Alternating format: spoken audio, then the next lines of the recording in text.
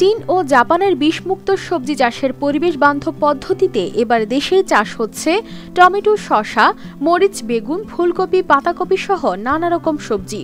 কম খরচে কম পরিশ্রমে অধিক লাভের আশায় পলি মালচিং পদ্ধতির দিকে ঝুঁকছেন দেশের চাষিরা। আমি সরকারিভাবে এখানে আগে পলি মালচিংয়ের একটা প্রজেক্ট পাই। প্রজেক্ট পাওয়ার পরে সেখান থেকে আমি লাভবান হই। পলি মালচিংয়ের অনেক গুণ জানার পরে আমি নিজে কয়েকটা ক্ষেত করছি, যেমন এখানে বেগুন করছি, টমেটো করছি। টমেটোর আগে এখানে লাউ ছিল, শসা ছিল। পলি মালচিং এই পাশে। বাগেরহাটে কৃষির এই নতুন পদ্ধতি দ্রুতই জনপ্রিয় হয়ে উঠছে।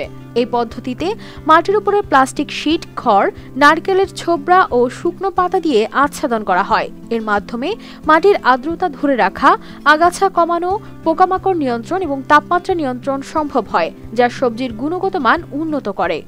উস্তে ছিল, আমি সত্যি কথা বলতে 3 কাঠা জায়গায় উস্তে বিক্রি করেছি, 47,000 টাকার উস্তে বিক্রি করেছি। এইখানে শশা ছিল, শশা গাছটা আমার মাঝপথে বৈরী আবহাওয়ার কারণে উঠে যাওয়ার পরেও আমি এখান থেকে লাভ পাওয়ার পরে আমি টমেটো করি। আর টমেটোর আগে লাউ ছিল, লাউতে আমি লাউ পাইছি, আমি 70,000 টাকা লাউ বিক্রি করছি অল্প 8 কাঠা জায়গায়। পলি মালচিং পদ্ধতির মাধ্যমে ফসলের গুণগত মান বাড়ার পাশাপাশি জমির উর্বরতা ধরে রাখতে সাহায্য করে, ফলে সাশ্রয় হয় জমির পানি। এক ফসলি জমিকে বহু ফসলি জমিতে রূপান্তরিত করছে, যা চাষিদের জন্য সৃষ্টি করেছে নতুন সম্ভাবনা।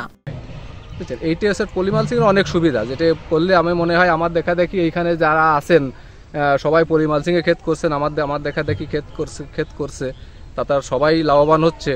আর আগামীতে আমাদের এখানে এখন আমি যেভাবে সাড়া পাচ্ছি লোকের কাছ থেকে, তাই হয়তো আগামী এই যে মৌসুমে সামনে যে মৌসুম আসছে, এই মৌসুমে হয়তো এখানে 2/3 জায়গায় পলি মালচিংয়ে চাষাবাদ হবে বলে আমি আশাবাদ রাখি তাদের উপর। তারা সেইভাবেই আমার সঙ্গে যোগাযোগ করছে, কিভাবে করতে হবে, কোথায় পাওয়া যাবে পলি মাল। একসময় এই পদ্ধতি নিয়ে কিছুটা দ্বিধায় থাকলেও এখন এর সুফল দেখে অনেক চাষি এ পদ্ধতি ব্যবহারে আগ্রহী হচ্ছেন। সদর উপজেলায় 5 হেক্টর জমিতে পলি মালচিং পদ্ধতি ব্যবহার হচ্ছে।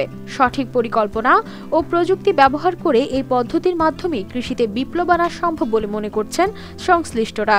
খুলনা কৃষি অঞ্চলের জলবায়ু পরিবর্তন অভিযোজন প্রকল্প, অর্থাৎ আমরা যেটা বলি সিসিএপি প্রকল্প, সেই প্রকল্পের আওতায় আমরা এই মাঠে আমাদের একজন কৃষক, তরুণ কৃষক চয়ন নন্দীকে প্রথমে 20 শতক একটা প্রদর্শনী দিয়েছিলাম পলিমালসের, এবং তখন বর্ষাকাল ছিল, এবং বর্ষাকালের মধ্যেও কিন্তু সে পলিমালসে শশা উৎপাদন করে এবং লাভবান হয়।